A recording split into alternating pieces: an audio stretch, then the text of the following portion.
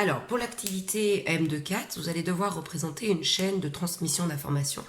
Donc, cette chaîne de transmission d'informations, normalement, vous l'avez notée dans votre résumé de cours. Donc, c'est le dernier point que vous avez noté. Alors, je vais vous expliquer justement ce qu'est cette chaîne de transmission d'informations et ce qu'elle représente.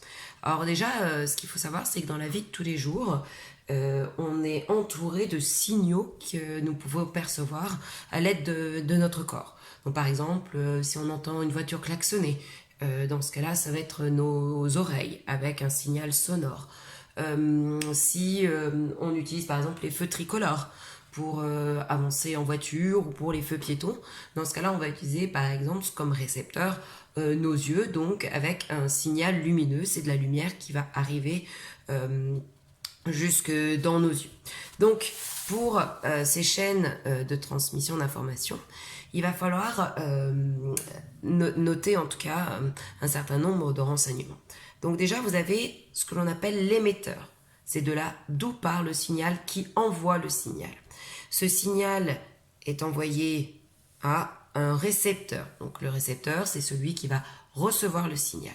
Alors la nature du signal, comme je vous l'ai dit tout à l'heure pour un peu les exemples, pour vous expliquer ce que c'était, ces signaux, ils peuvent être soit une information lumineuse, quand c'est de la lumière, une information sonore, quand c'est un son, un bruit. Après, ça peut très bien être aussi une odeur avec le nez. Donc, dans ce cas-là, c'est un signal olfactif. Donc, je vais vous montrer, alors ce ne sont pas des exemples pour l'activité M24, mais ce qui vous permettra de mieux comprendre. Alors, les couleurs, elles sont choisies de manière complètement arbitraire, donc vous pouvez très bien faire sans couleur, tout en noir, blanc, enfin en tout cas bleu, peu importe. Il n'y a pas de couleur spécifique à respecter. Donc, faites-le comme vous voulez. C'est vraiment l'ordre qui est important. Donc, par exemple, je vais prendre un premier exemple. Quand on écoute de la musique, donc écoutez de la musique. Donc, par exemple, de la musique avec un casque.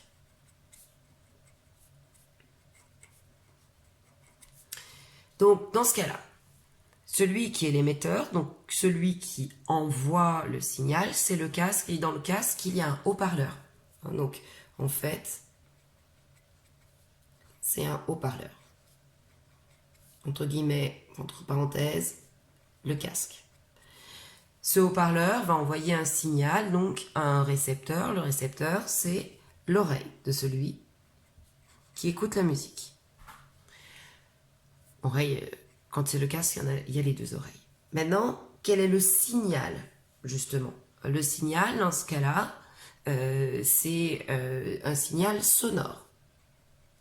C'est un son. Et maintenant, le milieu. Le milieu, qu'est-ce qu'il y a entre l'oreille et le haut-parleur? Il y a de l'air.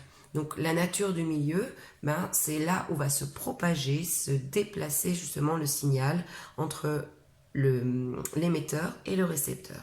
Donc ici, c'est l'air. Je vais prendre un deuxième exemple. Par exemple, deux plongeurs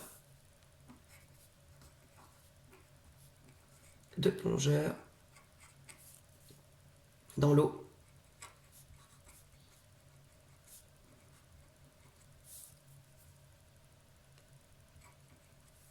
Qui se font coucou.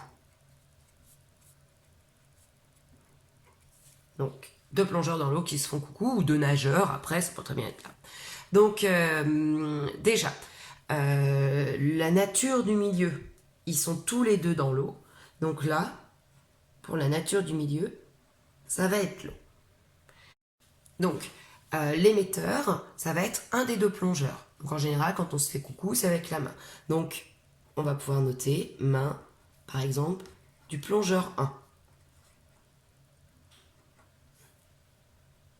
main du plongeur 1. Qui va recevoir l'information? C'est le deuxième plongeur. Et quelle partie du deuxième plongeur on va recevoir?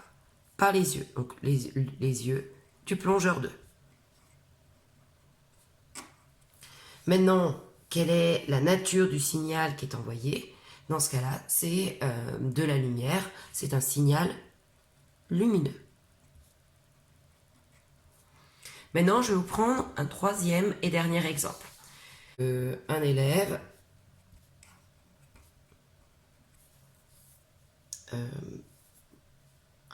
sent une odeur de croissant.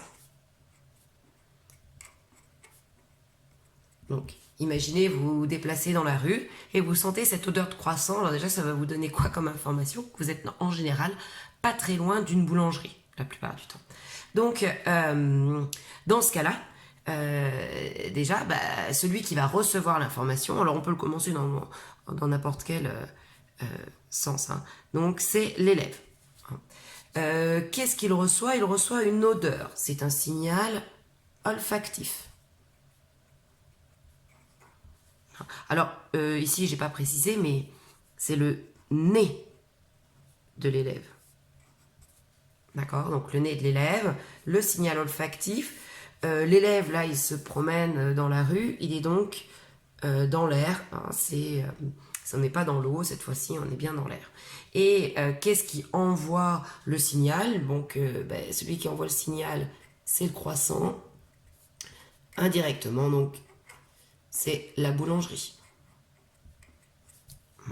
Donc maintenant que je vous ai montré comment on peut compléter ces chaînes de transmission, vous pouvez trouver un certain nombre d'idées pour savoir comment on peut justement motiver les coureurs du Tour de France. Et vous me représenterez deux chaînes, une pour un signal sonore et une pour un signal lumineux pour le Tour de France.